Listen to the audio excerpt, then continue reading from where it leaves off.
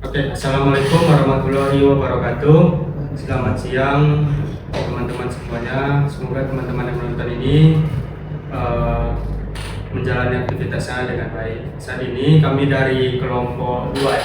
Kami dari kelompok 2 sedang mengadakan podcast di Polresta Pekanbaru di bagian cybernya. Nah, kali ini kita sudah membersamai narasumbernya langsung dengan Bapak Jaka. Ya, perkenalkan Pak, saya Muhammad Iqbal, saya sebagai moderator. Di sini saya datang tidak sendirian, saya bersama teman-teman saya. Boleh perkenalan diri dulu? Ya, perkenalkan saya Dewi, Pak. Perkenalkan nama saya Natasha, Pak. Perkenalkan nama saya Fadila. Dan saya sendiri Damar Ibrahim. Ibrahim, nah. Apa ya? Nah, teman-teman, kalau kita membahas tentang kita saat ini hidup itu bersama teknologi dan juga internet. Kita tidak bisa lepas dari teknologi dan internet ini, yang mana teknologi dan internet ini berhubungan dengan kehidupan kita. Kita menggunakan segalanya dengan internet, mulai dari belajar, bekerja, berbelanja, jalan-jalan, ataupun untuk komunikasi saja. Kita tidak memerlukan harus interaksi secara langsung tatap muka, bisa melalui dengan kecanggihan teknologi saat ini. Nah, banyak sekali lah yang disebut dengan kemudahan yang ada di era digital saat ini. Nah, jadi dengan mudahnya yang kita sebut dengan kemudahan tadi, di balik itu semua meningkat juga nih kriminal yang terjadi atau kejahatan yang terjadi, seperti penipuan dan segala macamnya. Saat ini kita membahas tentang materi dengan tema bela negara di era digital. Nah, Pak, udah boleh bertanya, Pak? Ya. Masyarakat ini kan secara umum bela negara ini dari tentara, polisi, aparat keamanan dan segala hal lainnya yang berhubungan dengan yang namanya fisik, Pak. Tetapi kan bela negara tidak hanya fisik. Di era digital saat ini kita bisa membela negara melalui pokok apa yang sedang ada teknologi saat ini. Nah, menurut Bapak apa makna atau definisi dari bela negara di era digital saat ini, Pak? Sebelumnya saya di sini berterima kasih adik-adik dari UMRI ya, Universitas Muhammadiyah Riau berkenan mau datang ke Polresta Pekanbaru, ke tim cyber Polresta Pekanbaru, unit Jupiter. Kami di sini menandakan bahwa benar ternyata polisi dekat dengan masyarakat, polisi dekat dengan semua kalangan, termasuk mahasiswa seperti adik-adik semua ini, bahwa memang benar ternyata polisi itu tidak ada jarak dengan masyarakat, kan begitu. Nah, dari pertanyaan adik tadi mengenai bela negara di era digital. Nah, bela negara di era digital ini banyak yang faktor yang dalam hal kita bela negara. Kita bisa bela negara melalui prestasi, melalui era digital juga bisa dengan cara, contoh kalau anak-anak sekarang, Gen Z atau Gen Z ya. Gen Z sekarang itu dia bisa bela negara dengan prestasinya sebagai gamer, bisa mengharumkan nama Indonesia seperti dia juara Mobile Legends dan lain-lain, atau juga bisa sebagai akun atau membuka jualan online. Banyak untuk bela negara yang kita bisa lakukan, bukan seperti bela negara berperang kan gitu kan. Kalau untuk saat ini bela negara yang ada sama kita ini ya bela negara untuk mengharumkan nama Indonesia. Selain itu bela negara juga menjaga negara kita dari ancaman-ancaman kejahatan seperti cybercrime.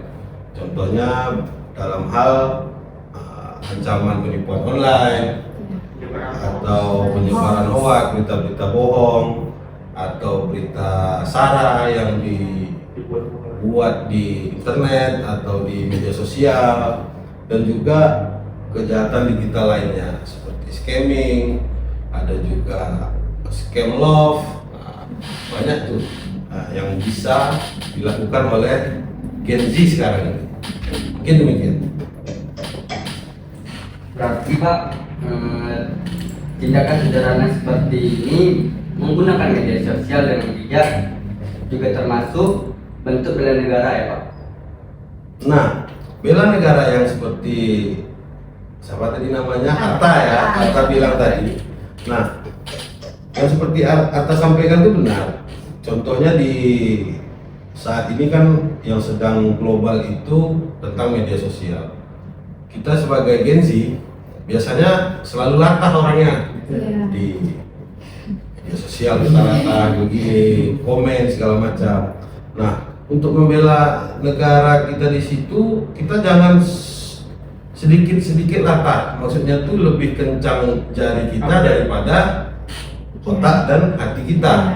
Lebih kencang kita menghujat orang di medsos, atau istilahnya ada komentar gitu kita ikut komen juga, padahal kita tidak tahu tentang sebenarnya Tanpa disayang dulu ya Pak. tanpa mengetahui apa yang terjadi sebenarnya di lapangan. Nah, dengan kita bisa menahan diri, juga kita bisa menjaga keamanan negara. Sedikit-sedikit ada berita yang viral, kita komen. Sedikit kita komen. Padahal komentar itu belum tentu benar. Yang benar belum tentu salah. Nah, itu dia. Mungkin ada yang lain? Menarik nih Pak. Jadi ternyata bela negara itu tidak hanya kita lakukan dalam situasi yang besar gitu ya Pak, tapi bisa juga kita mulai dari kebiasaan kita sehari-hari seperti menggunakan internet yang sudah Bapak bicarakan tadi. Gitu ya Pak? Iya. Jadi setiap warga negara itu, setiap warga negara, kalau cerita warga negara kan seluruh warga negara Indonesia. Kalau bahasa mahasiswa rakyat, hidup rakyat Indonesia kan. Kalau kita sering ketemu di lapangan kalau demo ya kan. Nah, itulah kami sebagai polisi senang bahwa benar masyarakat dan mahasiswa itu dekat dengan polisi, tidak ada jarak kan begitu kan. Nah, yang disampaikan oleh Tasya tadi, ya itu tadi, masyarakat tadi perlu mempunyai peran terhadap dirinya sendiri dalam menjaga atau membela negara dia tadi di era digital ini, dengan cara menjadi pelindung bagi dirinya sendiri atau menjadi polisi bagi dirinya sendiri di media sosial. Seperti yang saya katakan tadi, tidak lebih kencang tangan daripada otak dan hati pikiran kita. Mungkin itu. Berarti harus dimulai dari diri sendiri dulu ya Pak. Jadi Pak, kalau dilihat dari pendapat Bapak, sebenarnya apa yang dimaksud dari cybercrime itu Pak? Oke, kalau cybercrime mungkin secara umum mahasiswa juga tahu, bisa di googling tentang cyber itu apa, cybercrime itu apa. Cybercrime itu adalah segala suatu tindak pidana atau tindakan melawan hukum yang dilakukan melalui media Sosial. Selain media sosial, alat dengan menggunakan digital. Contoh hujatan tadi, hujat-menghujat, atau berita bohong, atau jualan palsu, ya kan. Juga banyak terjadi sekarang itu penipuan-penipuan online tentang sedot dana dari data nasabah bank. Jadi kita sendirilah yang menjadi polisi untuk menjadi diri kita sendiri, menjaga data kita atau akun sosial media sosial kita tidak bisa dicuri oleh orang lain. Kalau diperhatikan kasus penipuan online sekarang semakin marak munculnya Pak. Hampir setiap hari ada berita tentang korban kehilangan uang karena tertipu di media sosial. Banyak tuh laporannya di sini. Kami di Polresta Pekanbaru ini menerima laporan polisi dan laporan pengaduan dari masyarakat tentang penipuan-penipuan online. Ada yang berbelanja di sini, boleh nyebut apa enggak ya? Boleh menyebut brand ya. Ada dia mesen barang di suatu brand yang warna oranye atau warna hijau, barangnya nggak sesuai yang datang, atau juga seperti scam love. Nah, scam love ini banyak dilakukan oleh orang-orang luar negeri yang ada di Indonesia, di mana mereka merayu warga Indonesia yang pengen mempunyai uang cepat. Jadi dengan cara merayu, mengaku sebagai orang luar negeri, bisa membantu dana. Kita yang sudah terayu dengan ada pengen uang, jadi membuka identitas kita sehingga mereka bisa membuka data kita, data bank kita, data KTP kita, karena kita sendiri yang membukanya. Seperti itu. Dan Pak, terkadang kan Pak, tampilan pesan atau website palsu yang dibuat pelaku sangat mirip dengan yang aslinya Pak, sehingga orang mudah percaya. Itu gimana Pak? Nah, itu memang seperti itu yang terjadi kebanyakan laporan di Polresta.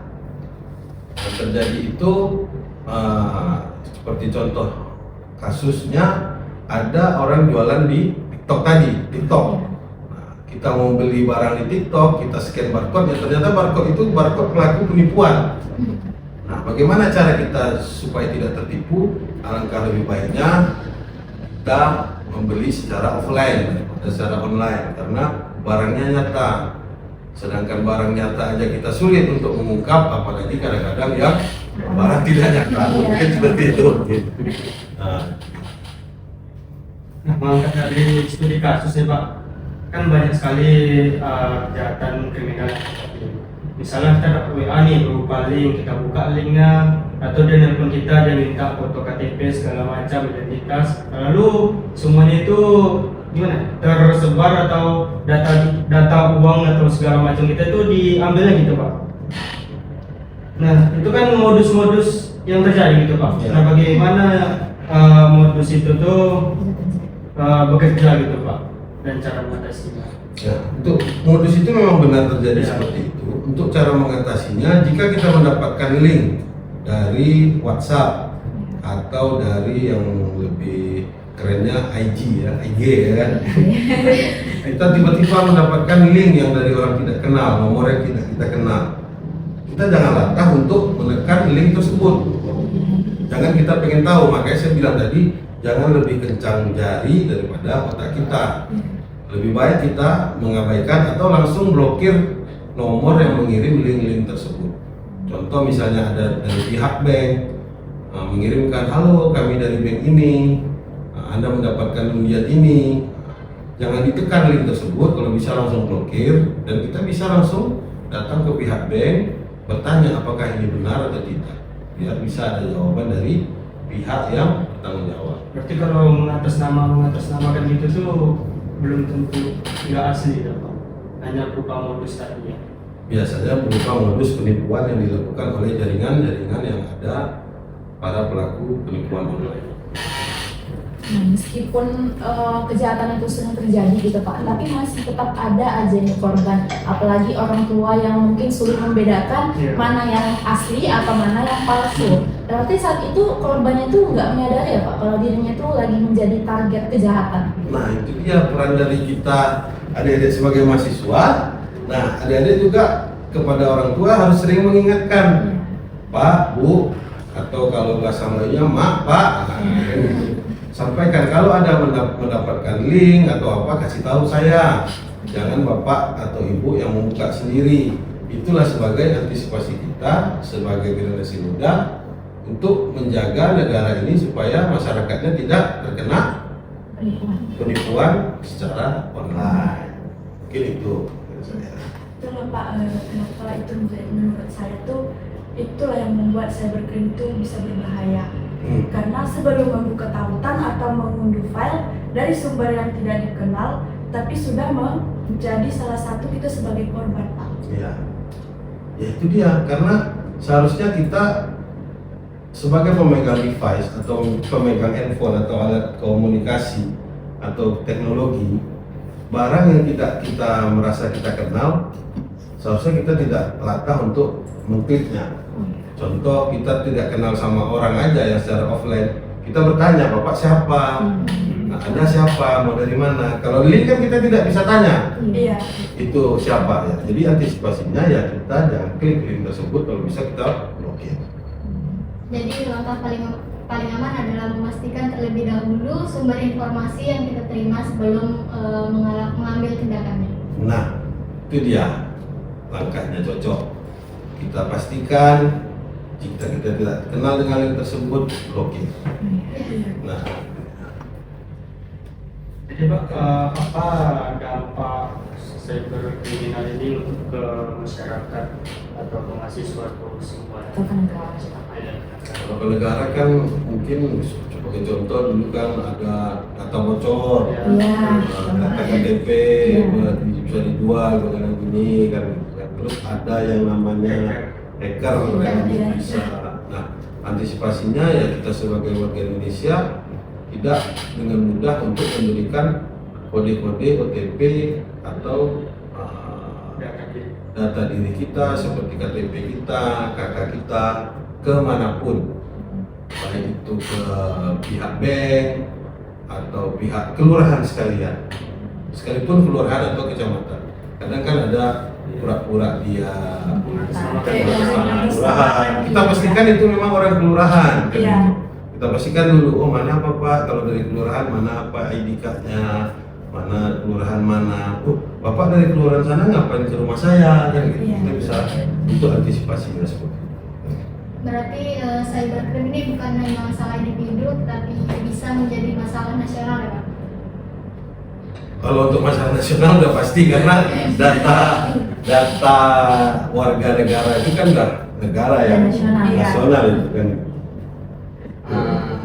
Lalu Pak, mungkin masih ada nih Pak, dari mulut ke mulut masih banyak nih yang bertanya apa kaitan cybercrime dengan bela negara? Kaitan cybercrime dengan bela negara, mungkin kaitannya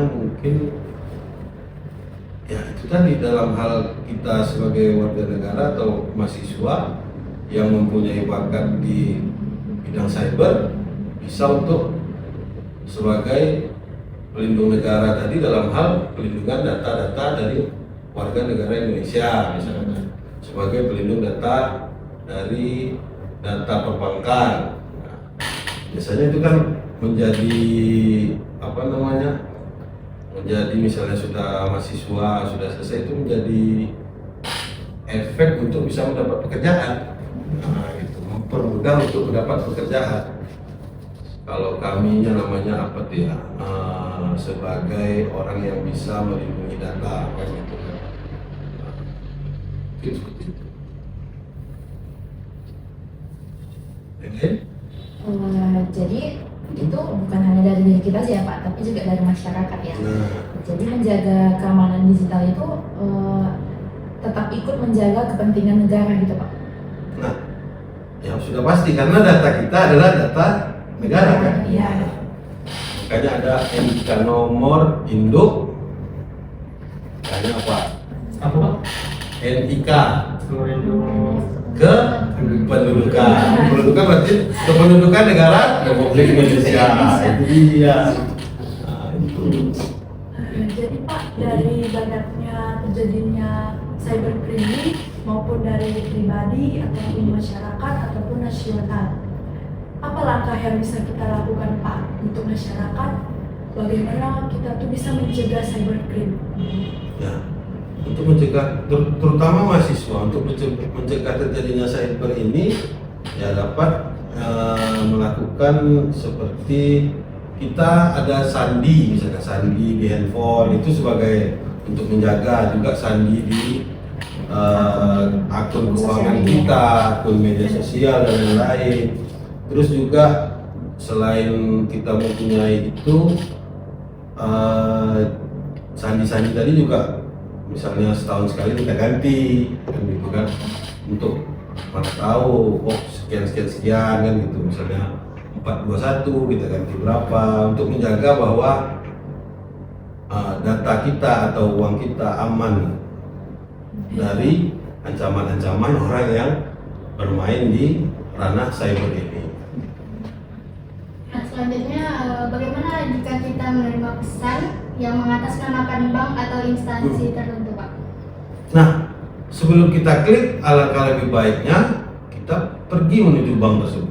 Kita tanyakan apakah ini benar, dan biasanya pihak bank pasti menjawab kami tidak pernah memberikan informasi melalui media sosial. Nah, begitu kita sudah mengetahui itu dari pihak bank, tindakan awal yang kita lakukan adalah langsung memblokir akun-akun tersebut.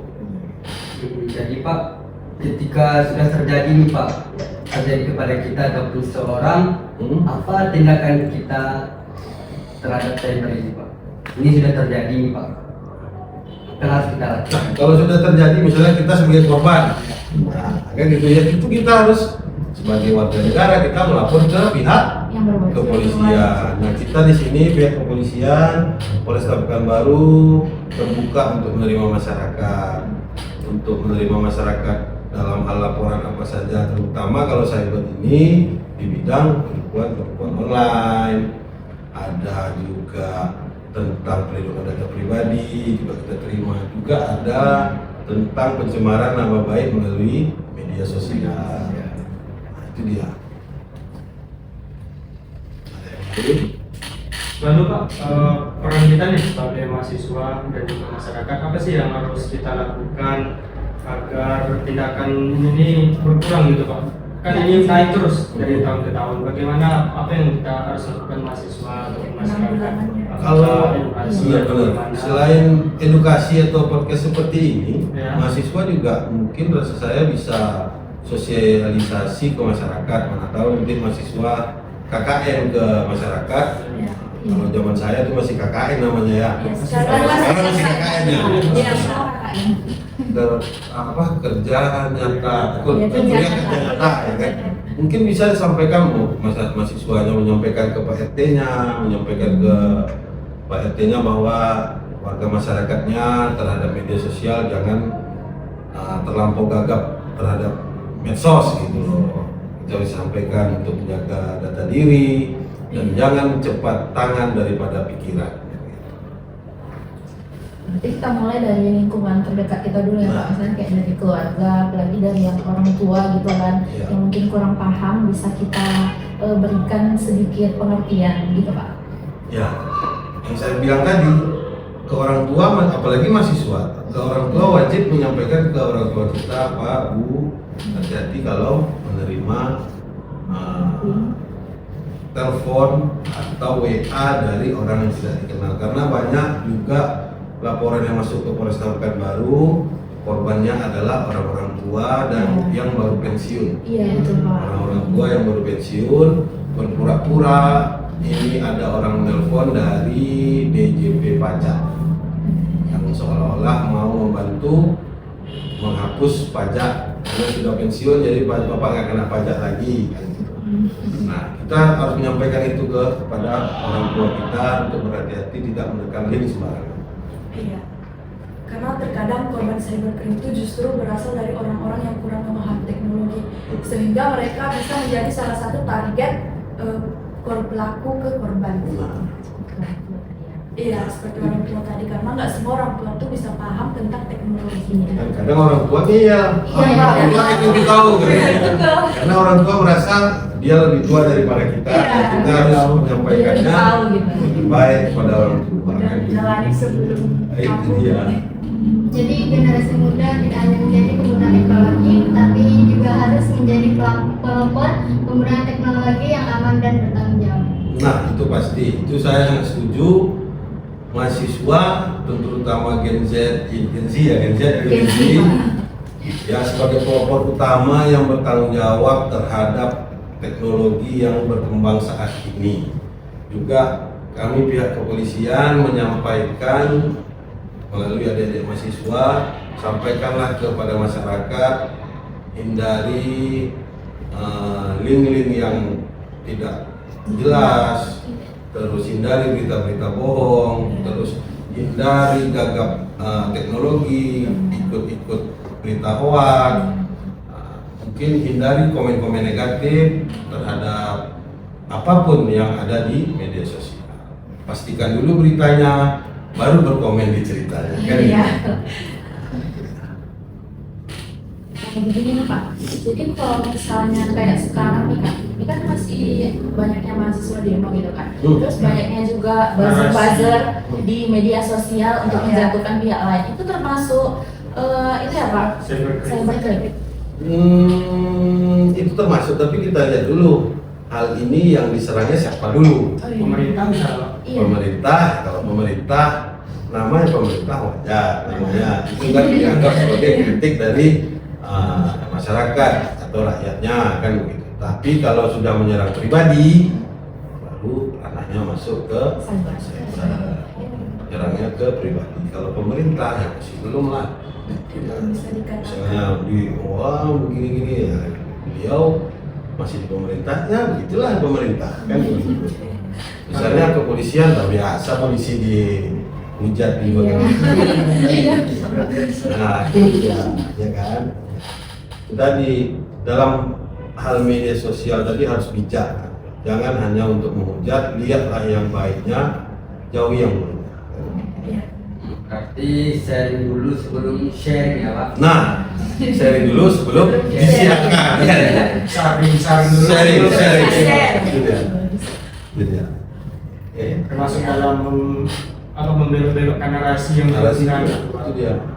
Contoh kayak di Pekanbaru sekarang kan lagi banyak viral tuh, ya kan, ketua ini melawan ketua ini. Nah, Iya. kita sebagai mahasiswa yang intelek, ya nggak usah ngurusin masalah itu.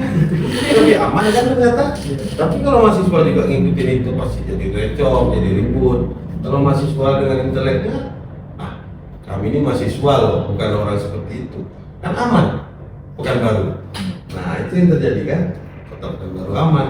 Tapi kalau mahasiswanya ikut-ikut, kan bisa terjadi kumpulan satu masalah nanti kan seperti itu. Lain, bis.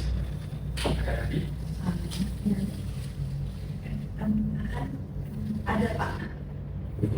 Kayak Tapi ini mungkin di luar dari pembahasan kita Iya, Pak, Pak. sensitif. Iya. Karena kayak di zaman sekarang ini kan apa-apa tuh kenanya ke kepolisian gitu Iya. kan. Nah jadi menurut Bapak ini semua dikaitkan. terhadap kepolisian itu, menurut Bapak ini sebenarnya apa sih Pak fungsi abdi negara ini terhadap negara gitu Pak? Fungsi abdi negara ini abdi negara mana? Oke, kalau karena kami sebagai polisi berarti kami mungkin dianggap sebagai abdi negara. Iya, Pak. Padahal mahasiswa juga sebagai abdi negara kan, gitu kan, mahasiswanya kan sebagai generasi ke depan terhadap negara ini ya mahasiswa ini kan. Fungsi dan apa tadi? Fungsi abdi negara terhadap negara. Nah, fungsinya ya untuk melindungi negara kesatuan Republik Indonesia dari ancaman-ancaman. Nah, ikut berpartisipasi. wajib untuk Wajib. iya, wajib. Bapak udah tugas. Nah, memang ada tugasnya kan. Berarti bukan cuma kepolisian aja ya kan Pak? Bukan cuma kepolisian saja, Mahasiswa, seluruh warga negara. masyarakat juga semuanya ya. Nah, itu dia. Baik teman-teman, terima kasih. Saya Muhammad Iqbal sebagai moderator. Terima kasih telah menonton podcast ini. Saya akhiri. Assalamualaikum warahmatullahi